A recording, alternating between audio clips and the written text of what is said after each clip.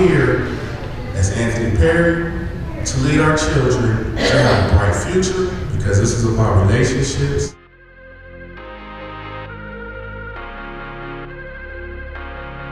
This, so if you do jump in late, you'll be able to run it back and be able to see everything. So my name is Soulaire. I'm a music artist out of the way of Hollywood, California. I have a business called the SoulSlayze, which basically is a media company. It specializes in fashion, music. We produce content, fashion shows, events, and so on and so forth. So first of all, it's an honor to be able to have this moment in time, especially right now with everything that is going on. Moments like these are very important to be able to speak with you. So before we get all into your business and everything that's going on, I know you, but to all of those out there that don't know you, who is Anthony Perry? Thank you, Soulaire. I appreciate you for putting this together and hosting this event today, this virtual interview. I'm Anthony Perry, and I'm your state senator candidate right here in District 35. I'm a parent, a teacher, and a community activist. I'm a resident in the city of Compton, but I represent the entire district, all the way from Inglewood to San Pedro, Gardena, Torrance, Carson, Watts, parts of Los Angeles, parts of Long Beach. And I am here to bring change to the district and also to give our constituents something to look forward to change, bringing a new perspective as being an independent. Yes. Okay, so for those who are just tuning in, this is our first virtual Zoom. I am sitting here, well, not sitting because of everything that's going on, but I'm here with Anthony Perry, who is running for District 35 Senate office. And we're going to talk a little bit about some things from my standpoint as an artist, of what I really want to know of how artists are going to benefit in your district. I had a chance to, what was that I came out for that was at the airport? Yes, we were doing a food giveaway for the community in Compton.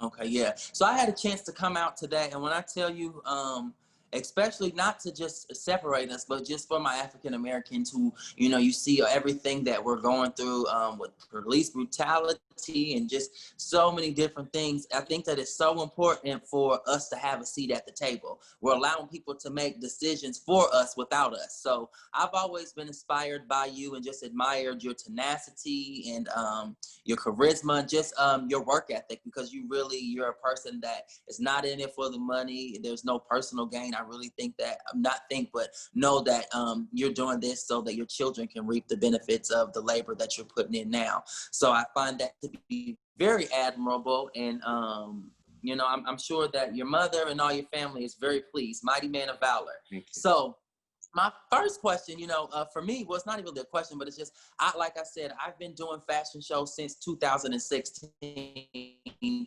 I've been very interested in getting my own space, of having my own space where I can throw my own fashion shows, shoot content and everything else in that regard. So with District 35, how are you going to attract artists, bringing independent artists and bringing them to light? And what do you feel like you can, how do you feel like artists, because I know that you guys have a lot of artists such as D Smoke and Tiffany Goucher and Sir.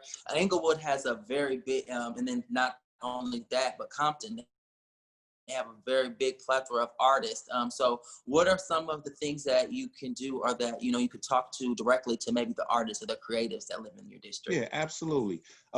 One of the first things I will propose when it comes to artists, artists have to be labeled as entrepreneurs, because you work for yourself. And so that's criteria number one. We have to, from a business perspective, we have to identify artists as entrepreneurs. They are young business owners, they're young entrepreneurs, and they're the future. And it's important that we invest in them, and also labeling entrepreneurs so they can qualify for different programs, different loans. And one thing that I've noticed, and I'm speaking on California for those outside of California, I'm speaking on California laws. When it comes to a lot of small business and entrepreneurs that apply for, some grants and loans of things of that nature, they have a lot of times they ask you for things like, you got check stubs, You know, how long you been an independent artist? Let's say a music director. Now, how long you been a music director? Can you prove your salary and things of that nature? So one thing that I will propose is to label artists as an entrepreneur and giving them an entrepreneur credit so they will fall in line and they'll be able to get loans. They'll be able to get lines of credit. And that's one thing that I will propose, because it's important that our young artists, which is entrepreneurs, is that we be independent and we're allowed to have the opportunity to take care of our families. This is a perfect example of what's going on in the COVID-19, how millions, just in California, millions of people lost their job. They got shut down just like that. So that's one of my biggest platforms, you know, in the businesses and supporting entrepreneurs. And it's very important that we boost more entrepreneurs, because as we seeing right now, a lot of jobs can be terminated. Yes, yes, man.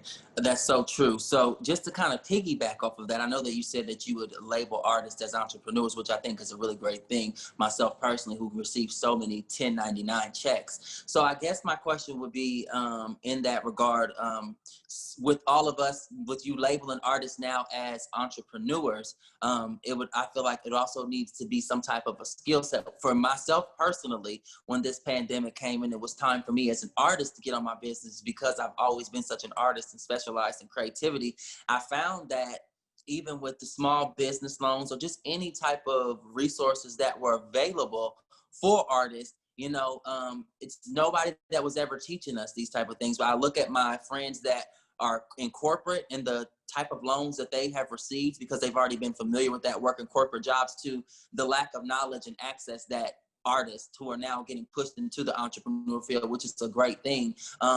What do you say that you could provide for artists now, labeling them as entrepreneurs, if you were to push that, to give them resources to be able to work the business and learn how to get started and, you know, pay the taxes? Because in California, I will say, being a business owner, it's a lot more steps than other states with filing. Yeah, no, absolutely. One thing that I also will propose is we must educate and let people know that it's available. One thing that I've known just from, you know, talking to some of my students and community members, a lot of people ask for help for a lot of different areas. You know, I can't pay my rent. You know, who do I talk to? You know, I'm having a problem paying my bills. Who do I talk to? I'm trying to get a loan. I'm trying to get this. I'm trying to get that. Who do I talk to? A lot of people don't know. One thing that I will do, we have to make this information available on all different platforms, in person, online, you know, virtual meetings. And also, a lot of jobs use this as training videos, you know, where they can log on to the website and get different trainings. And so they will know where to go for a loan. They will know where to get help through the process. And we must make it available, not just online, but also print, office, online, of course. And we have to make it accessible and available for everyone. But the most important thing is it can be accessible. People have to know. We have to inform the community. The power of information, the flow of information is extremely important. And that's one thing that I will do, because I want people to be independent. As a person running for a senator, I don't want my constituents to be needy upon the state. I want my constituents to be able to take care of their families. I want my constituents to be able to provide a quality life of a job, a service, a skill, a young entrepreneur where they control their destiny. Go back to the COVID-19 situation.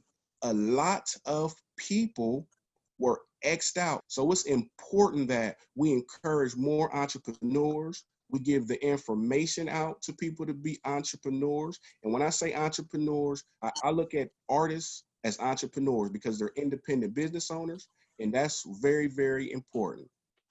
Yes. Okay. So that was very good. So just to piggyback off of that a little bit, because I know that you're an educator as well, and I think that I'm sure now, growing up just with social media and so many different things, I'm sure so many of your students want to be artists.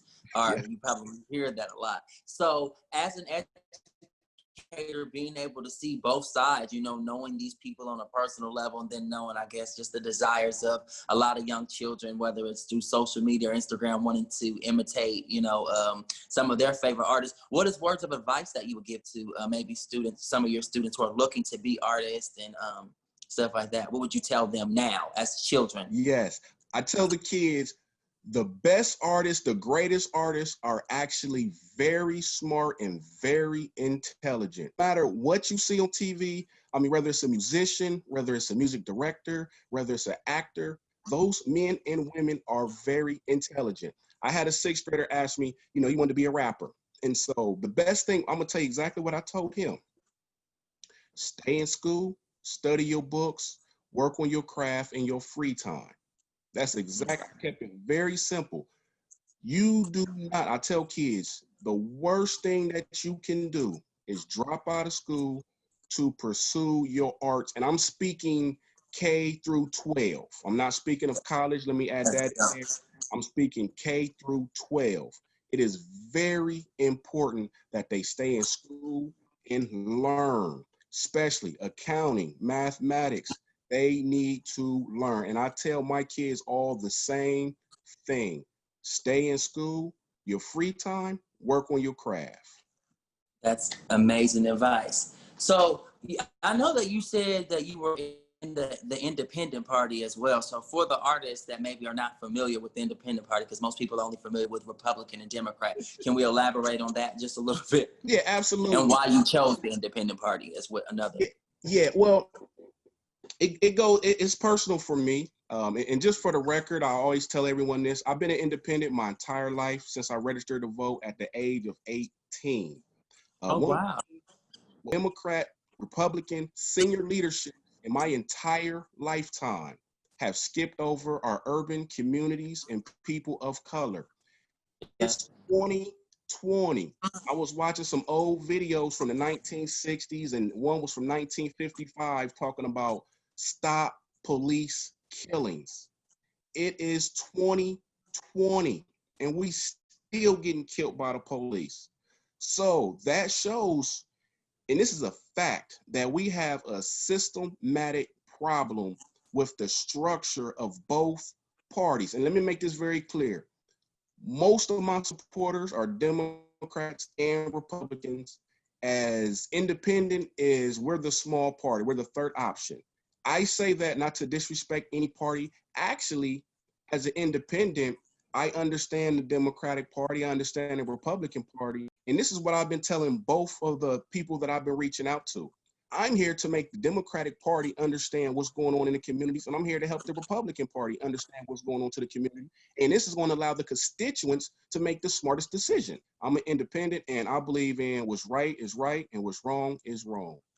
That's beautiful. I definitely believe that there's a paradigm shift that's taking place, and I asked that question because myself, I'm at that same thought process right now, identifying as an independent, understanding and researching for myself. I just was like, I'm not going to be tied down to what someone's political views are as regards to what party they're a part of, but more so their policies and what they're going to bring to better me as a man in generations to come. Absolutely. So I like that.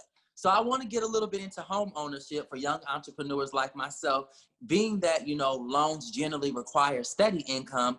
And most of us as independent contractors or freelance workers, you know, it's very, it's all over the place in regards to paychecks and things like that. So what kind of incentives would you set up for artists or more freelance workers, which is a very big percentage of California's employment population? Yeah, absolutely.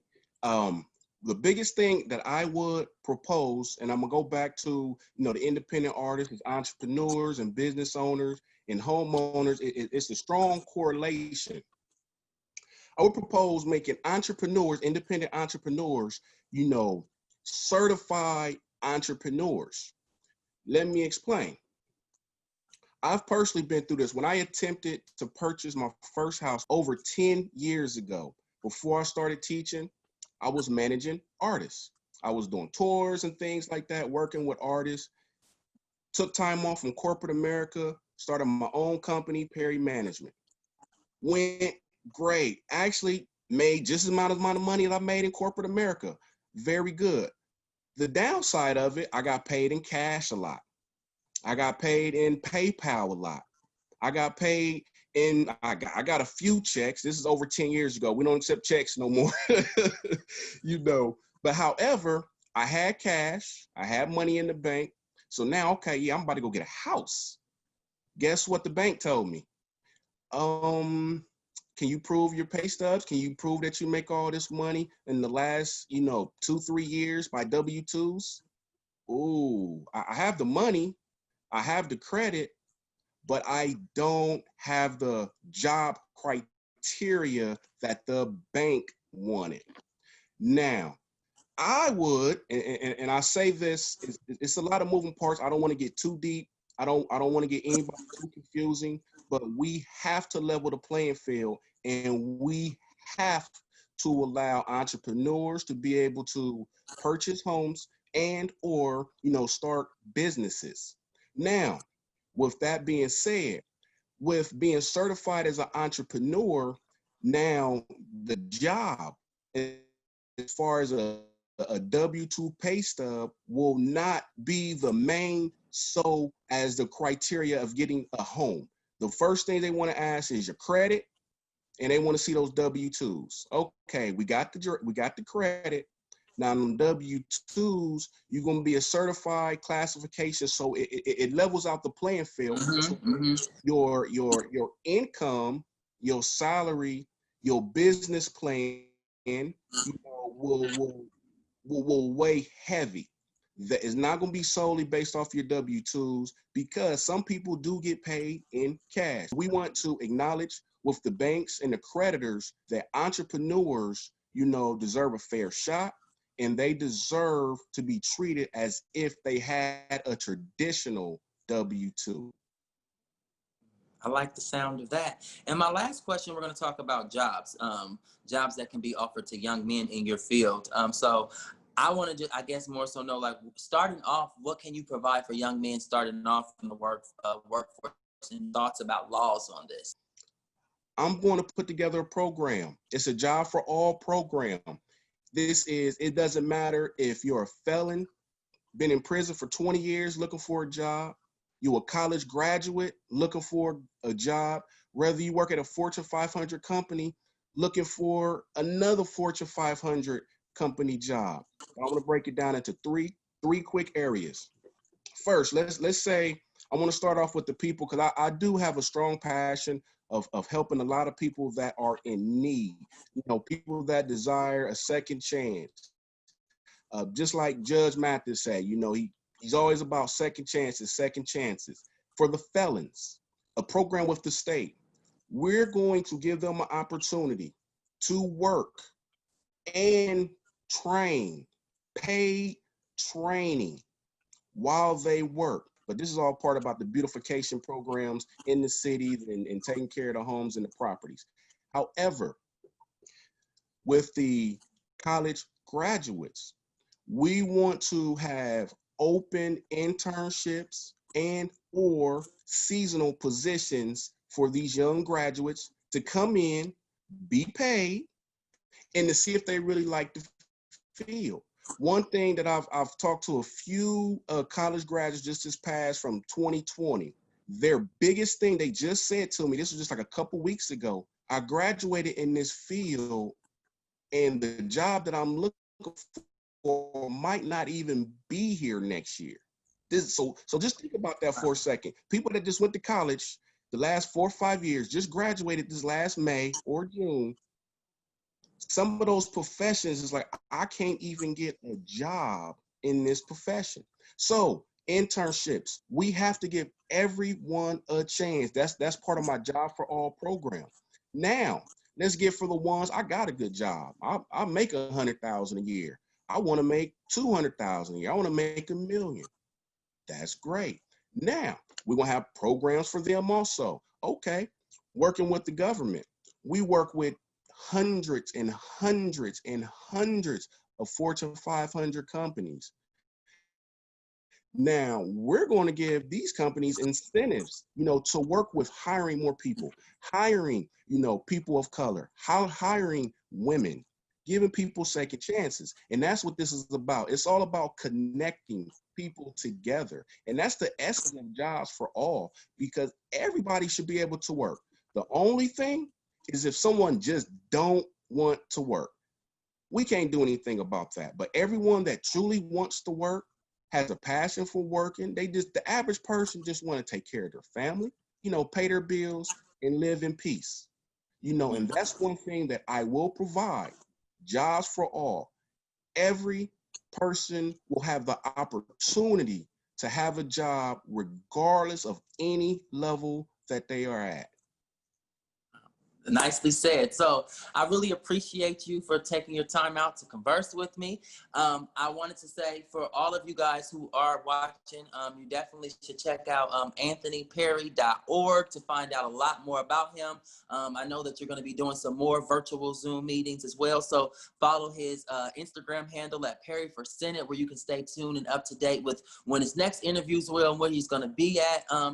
I think what you're doing is amazing, my brother. I know that myself and my spiritual counsel will be praying for you and asking that, God's will be done and that he orders your steps. And I know that you're going to continue to do great things. And just thank you. We're in a place right now where we have to be the change that we want to see. So it's an honor to know you and to see you, walking in purpose. And is there anything that you would like to leave us with? Yes, thank you. Thank you. And I really appreciate that, Soulaire. I mean, you're a good brother in the community and doing your part. I know you're not in my district, but I thank you for crossing the lines, the same as we crossed the lines for you, working together. And I just want to say to the constituents, I'm Anthony Perry, and I'm an independent. For the Democrats, I'm here to fight for you. To the Republicans, I'm here to fight for you. To all of the people who maybe are a little bit confused or on the fence in regard to who they're going to vote for, I definitely want to challenge you and, really express how I think you really should research your independent people that are running and, see their policies, whether that's for yourself who's in Senate and even the presidential election. Look and, research these independent parties, because those are probably a lot of the people who feel like, okay, I don't fit in with the Republicans, I don't fit in with the Democrat. You're probably going to find yourself that really in the middle. And me and you, we really connect and really identify on a lot of the things that that you're pushing for are things that I agree and what I would want people that in my district to be pushing. So once again, it's an honor. I'm looking forward to seeing you all the way to the victory line, and God bless you. I'm praying for you and wishing you nothing but the best. Thank you. And I appreciate everything that you do. And I greatly appreciate you. And thank you so much. And thank you, everyone, for tuning in. And please go to the website, anthonyperry.org. And thank you so much, Soulaire, man. I have so much love and respect for you. Exactly. The best is yet to come. You're going to be seeing more of me. They're going to be seeing more of you. So I'm just excited for what you're doing. And like you said, the best is yet to come. So, continue running the race. And any way that I can support, I'm going to be there posting and all, whatever. We're going to make it happen, my brother. So God bless you and continue to keep doing the great work. Thank you. And thank you for putting this together for us. No doubt, thank brother. You. And thank you, everybody. Thank you.